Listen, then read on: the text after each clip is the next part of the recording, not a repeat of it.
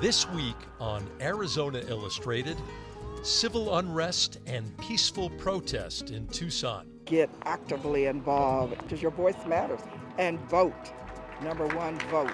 Antibody testing at the U of A. There were a lot of sleepless nights in the early days when we were trying to develop this antibody test. And what we recognized right away is that we had to get this right. New ways to cope in challenging times. You can do something in your own small sphere to help you feel like you're getting some degree of control. And we go to a star party.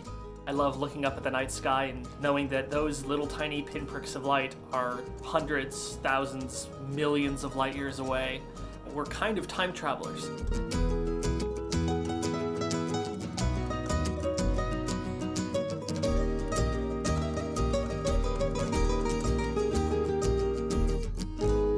Welcome to Arizona Illustrated. I'm Tom McNamara.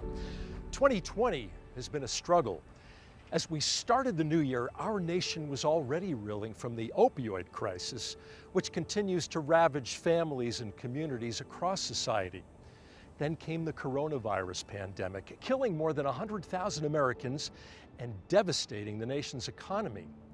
Now we're faced with yet more heartbreak as a white Minneapolis police officer is charged with the murder of a black man named George Floyd.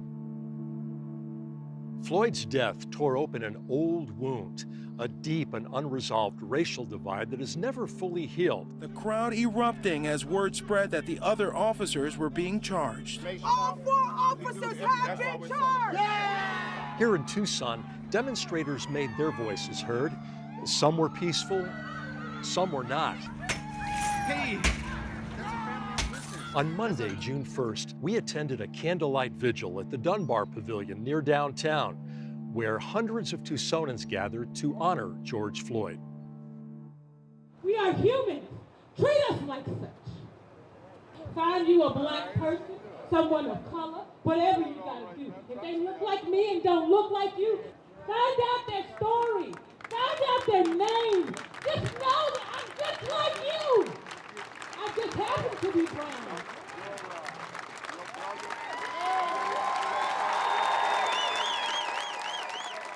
It's beautiful. It's beautiful. It's just exactly why I love Tucson. And now we're standing up for Black lives in solidarity and in remembrance of George Floyd.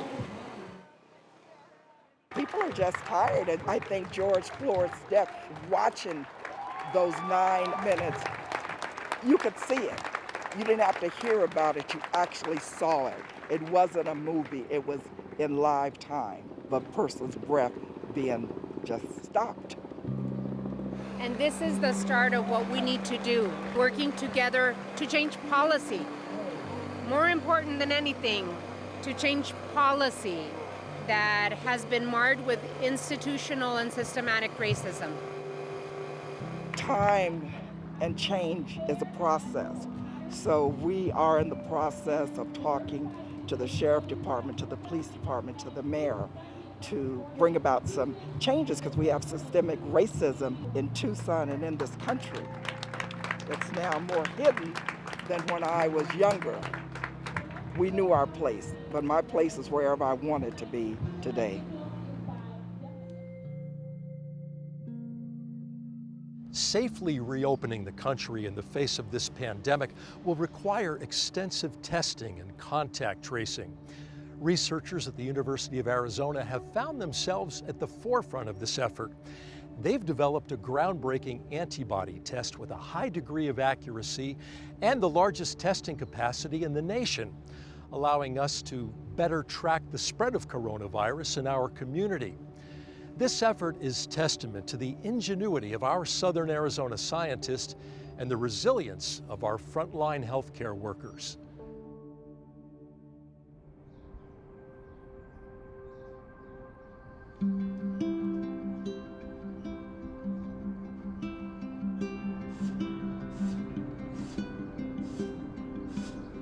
When this antibody testing started, it was on a voluntary basis. But as a nurse, I mean, it is my duty, and my privilege to be a part of such groundbreaking, science. So I was extremely excited to participate. I jumped on the opportunity, and now we're here in phase 2. And I'm excited to be at the forefront of coronavirus and the antibody testing. So from a patient's perspective, when they arrive at the U of A, they park at the Health Sciences parking garage, and there are signs everywhere leading them directly into CATs. In addition to that, there are CAT pods guiding them into CATs, which is really nice.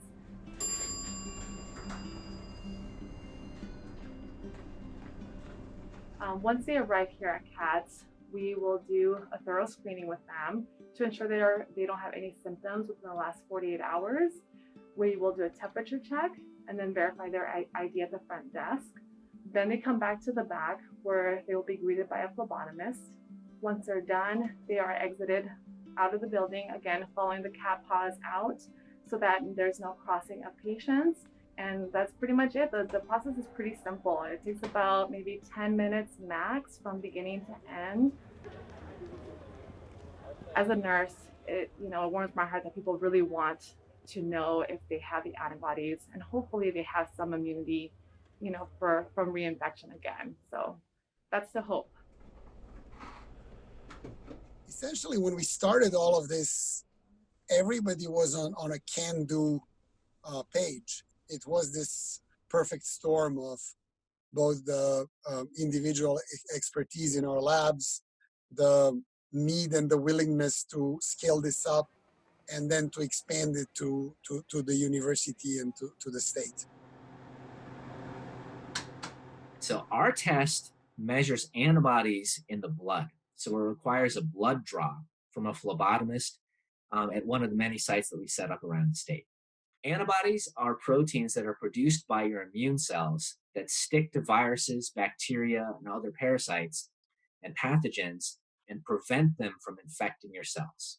The antibody test, which is the one that we've developed, is mainly a marker of whether or not you've mounted an immune response against the virus.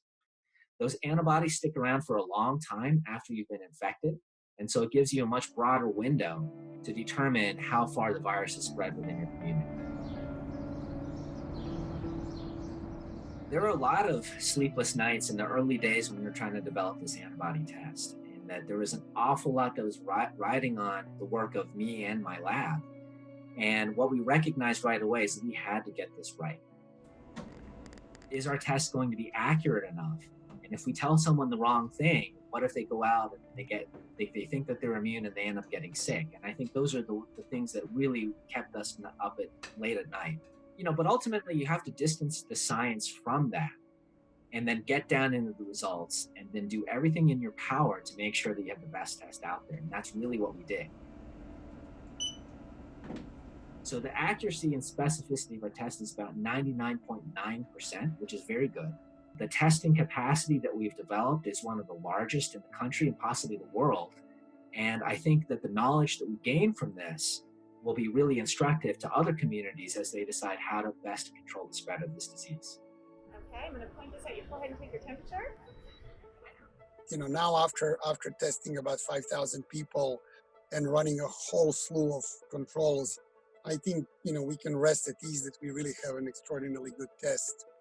To me, as an immunologist, a positive antibody test would be highly, highly meaningful, that I have a level of resistance that others do not.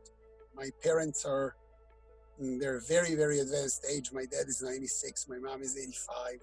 They were here as all of this started, and then I actually took them back to Europe, to Serbia, where they live. That was, again, before we knew that, we are going to all face fairly extreme social isolation. They're provided for okay, but, obviously I don't have the luxury of visiting them. I obviously worry very much if something were to happen, what would I do? The world is suffering. We need to move ahead. We need to figure out how to protect the most vulnerable. We need to come up with new treatments. We need to understand why, this virus is doing what it's doing. So, I need no more motivation than that. But certainly when you look closer to home, then, you just get more emotionally affected and all of that.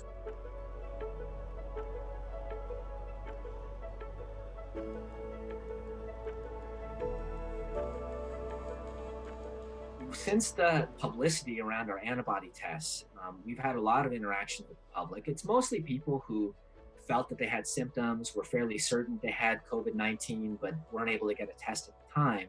I think the things that really inspire me the most are those that are coming from people who are really on the front lines, nurses in the ICU. There's one story in particular from a nurse who works in the intensive care unit here who wanted to be tested.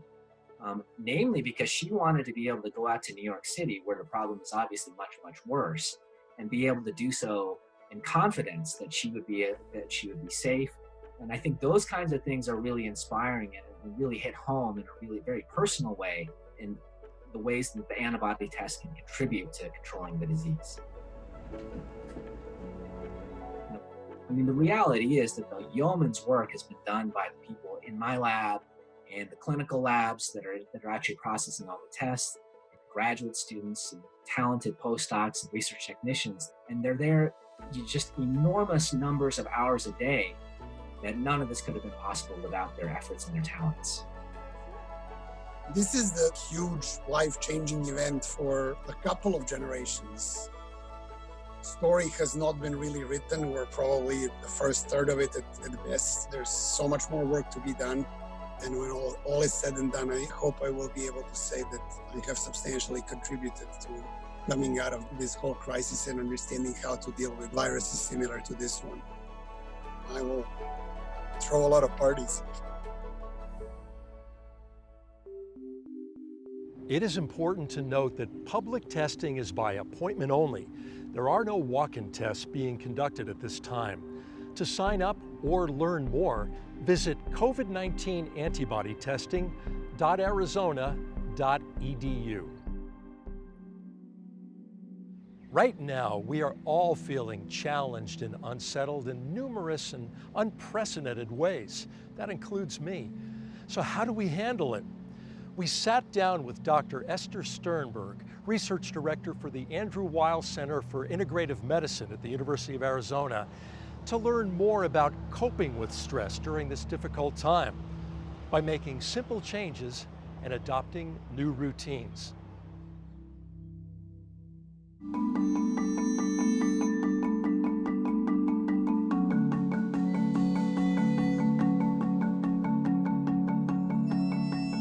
None of us will have total control over this situation. This pandemic is worldwide. It's beyond the ability for any one individual to control it. But you can do something in your own small sphere to help you feel like you're getting some degree of control. And it's different for every individual. When you're stressed, your brain starts pumping out stress hormones and nerve chemicals. And both of those directly affect how the immune system does its job.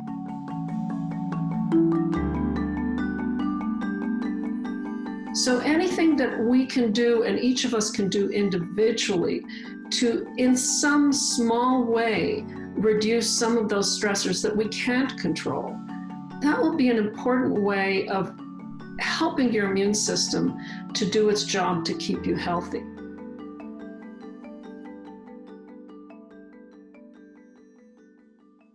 You need to think about what is your passion, what do you love to do, what are you good at, and how could it possibly help others during this pandemic situation. There are yoga teachers who are teaching yoga online. There are people making masks. There are people delivering food to people who can't get out. It can be anything in your world that you can do to help others. It'll fool your brain into thinking that you have some level of control, and that's all you need to lower the stress response. Not being able to be with your loved ones, not being able to go out and socialize, that's a huge stressor. Social support is one of the most important ways to reduce the stress response. But we are incredibly fortunate that we are living in an era when we can connect virtually. All of these different virtual ways of connecting are allowing us to have these social gatherings. And it's really a wonderful thing. It's a different way of connecting. It's not the usual way that we're used to, but it does give a level of sustenance and social support that's really important at this time, and that helps to reduce the stress response and enhance those positive brain pathways that keep you healthy. Fresh air is really important. The more people who spend time in an enclosed space where there's no fresh air or there's poor ventilation, that's going to make you really tired and groggy, and you'll make more mistakes in whatever it is that you're doing.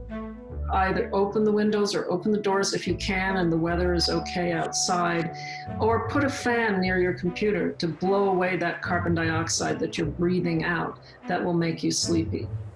We know that dry air also dries out your mucous membranes, and that makes you more susceptible to viral infections. So it's important to make sure that you have enough humidity in the rooms where you're spending most of your time, or for example, where you're sleeping. Put a humidifier in the room. And there are many elements of the physical environment that can stress, but at the same time, there are many elements that can calm. Looking at nature, listening to nature sounds, inhaling deeply in a fresh nature setting, that's calming. You know, try to look at things, watch things that are not stressful. And there's plenty of stuff out there that's stressful. And I would recommend not looking at that stuff in the evening, especially because you want to get a good night's sleep.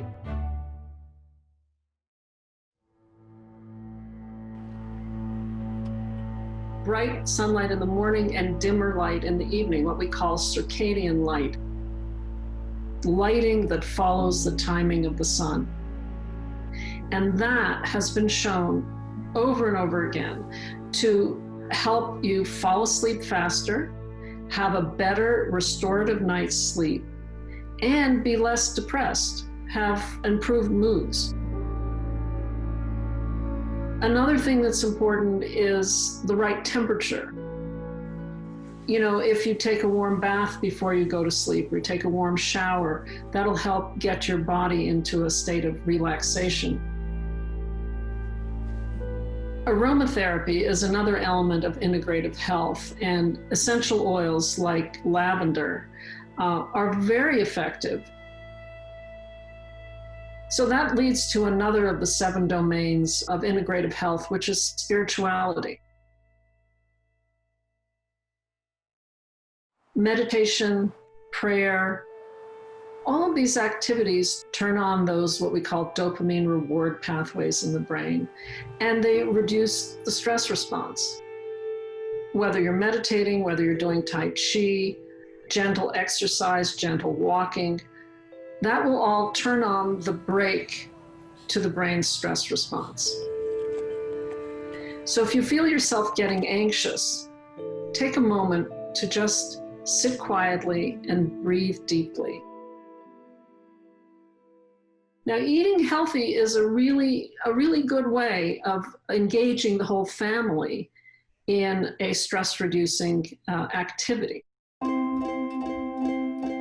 The chores become a game, and as the family works together, that creates the social support that helps to reduce your stress.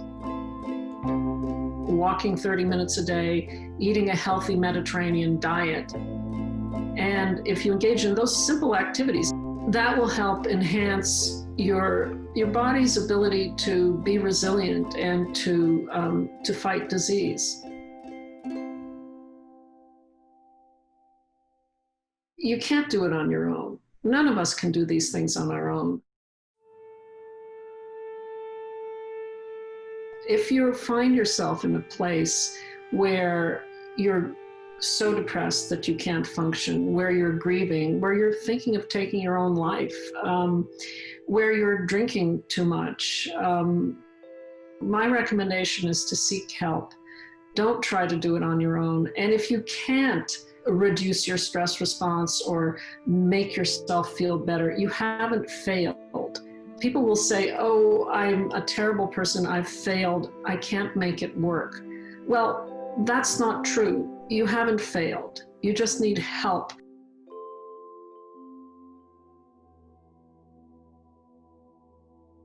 Things here on our planet can sometimes feel out of control and overwhelming to some of us, but there are others who keep their head in the clouds and their eyes on the heavens, foregoing earthly pursuits. We were able to attend a recent party where scientists and astronomers from across America gathered to celebrate celestial beauty and wonder, and to enjoy the simple pleasure of each other's company.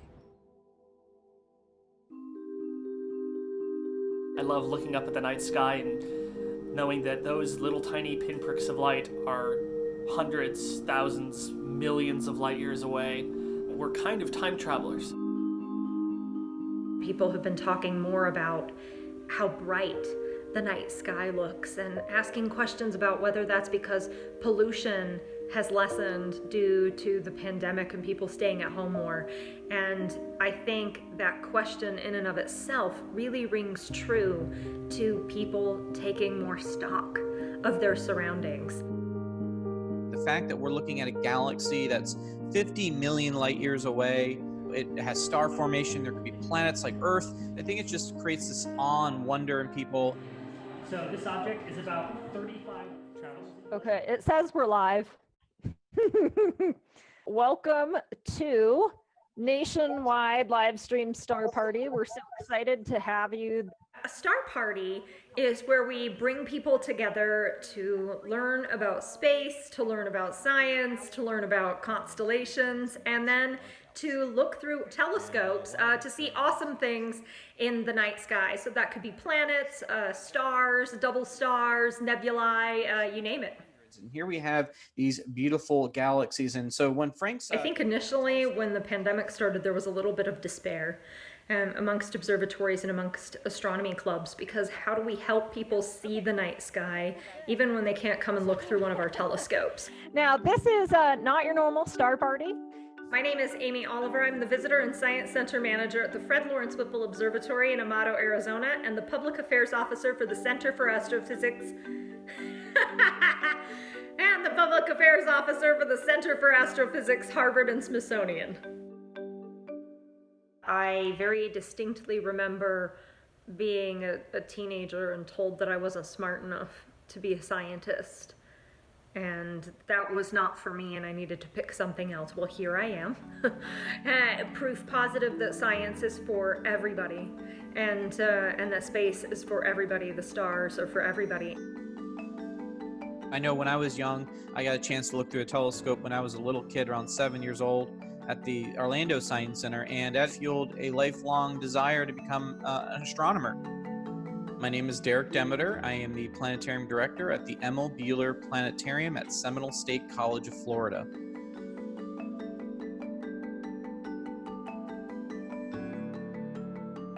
I do astrophotography. This is one of my photographs of the Orion complex area. You can actually, let me see here.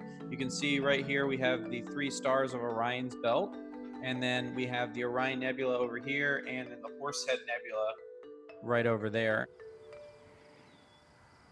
The one thing I miss the most about doing real physical star parties is the reaction that people get when they look through the telescope. There's just nothing that will substitute the idea of putting your eye to an eyepiece and seeing the light from that object traveling from, you know, thousands of years, millions of years, whatever the case may be. And before I forget, I'm told that Nora from Washington State is watching tonight. It's her 7th birthday today. Happy birthday, Nora.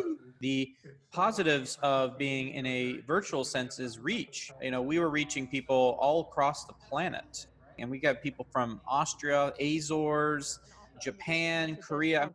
Nick Koch here in Patagonia, Arizona. I'm going to embarrass him just a little bit for a second. He has a 4.3 GPA and was valedictorian and wants to be a theoretical physicist. I actually heard about the Star Party through my father. He's always trying to get me into new things. And I've always been interested in astronomy. With all the coronavirus stuff, now it's kind of been leaving me with not that much to do. My name's Nicholas Koch. I live in Patagonia, Arizona. I'm 15 years old, and I go to the Patagonia High School. We're waiting for that. What? Whoa, a UFO just went by. What is going on there? Who's riding the bike that late at night with all these weird, crazy lights? We can connect our telescopes via cameras to our computers. That sounds a lot more technical than it is. And then see the objects that the telescope sees. From the exact same place that I'm here now in my house, I am operating the telescope remotely on top of Mount Lemmon. We actually do that on a regular basis. We're regularly using the telescope completely remotely. And in fact, 2 nights ago, we actually had a guy from China who was operating the telescope from Beijing. Much more appealing to the eye, certainly, and hopefully a lot closer to what this would actually look like if you had the ability to see it. We got to go to astronomers all over explaining about the sky. They show us some of their photography from some of the constellations, galaxies, nebulae, all over. It was just amazing. What draws me to space is just the infinite number of unknowns that make us so small. Every time we turn around, we discover more and more galaxies that are out there, and there could be an Earth. And it's those unanswered questions that really drive me, because I'm full of questions. We're here on a little Earth, like a speck of dust in the universe. And when you look at the stars and galaxies and the nebulas, it opens your eye to how small we are and how much there is to discover. Justin said this massive galaxy, it's a spiral galaxy. We can try to ask terrestrial questions on, where we come from, but that's only where we come from on Earth. Where do we come from in the grander scheme of things is one of those exciting fundamental questions that you can answer with astronomy. What I really hope that people will take away from nationwide live stream Star Party or any virtual Star Party that they go to is first a sense of community and knowing that we're all together in this even when we're apart. But I also hope that people will take away a connection to the night sky and a love for what's out there. Thank you for joining us here on Arizona Illustrated. I'm Tom McNamara. Stay safe, and we'll see you next week.